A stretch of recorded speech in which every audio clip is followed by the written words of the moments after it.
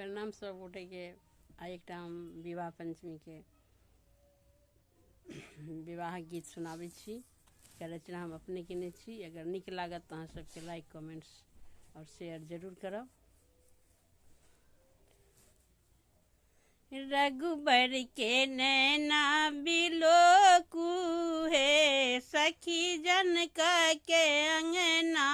रघुबर के नैना बिलोकू है सखी जनका के अंगना। जनका के अंगना है जनका के अंगना सखी जनका के अंगना। रघुबर के नैना बिलोकू है सखी जनका के अंगना। रघुबर के नैना बिलोकू है सखी जनका के अंगना। द्वार सजल अछि अंगना सजल अछि। द्वार सजल अछि अंगना सजल अछि। मंडप सजल मन भावन है सखी जनका के अंगना। मंडप सजल मन भावन है सखी जनका के अंगना। रघुबर के नैना बिलोकू है सखी जनका के अंगना।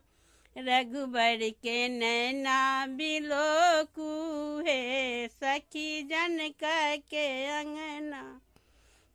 रानी सुनैना के सिया दुल्हनिया। रानी सुनैना के सिया दुल्हनिया।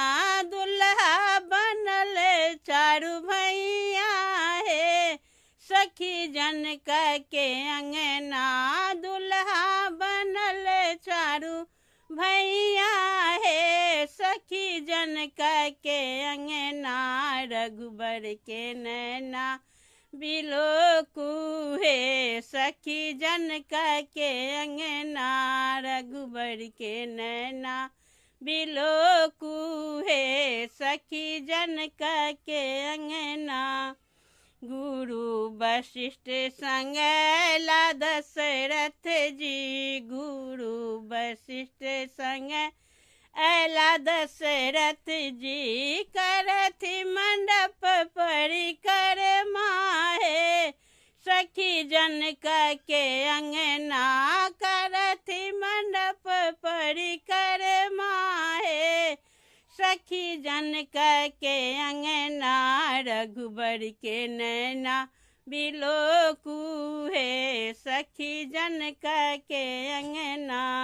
रघुबर के नैना बिलोकू है सखी जनका के अंगना। देव ओ लोक सब आशीष देलनि। देव ओ लोक सब आशीष देलनि। सुफल होए कल्याण माहे सखी जनका के अंगना। सुफल होए कल्याण माहे सखी जनका के अंगना। रघुबर के नैना बिलोकू है सखी जनका के अंगना। रघुबर के नैना बिलोकू है सखी जनका के अंगना।